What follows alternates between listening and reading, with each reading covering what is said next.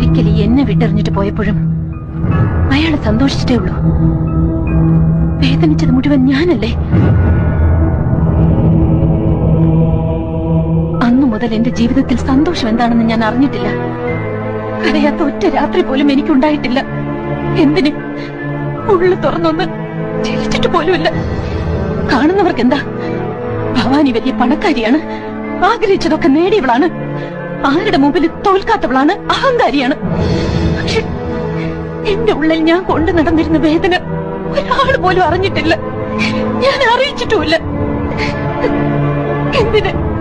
എന്റെ ഭർത്താവ് പോലും എന്നെ ഒന്നും മനസ്സിലാക്കിയിട്ടില്ല.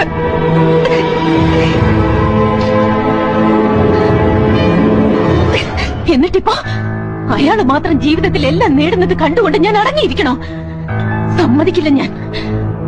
ഒരാളും അയാളെ സ്നേഹിക്കാൻ പാടില്ല.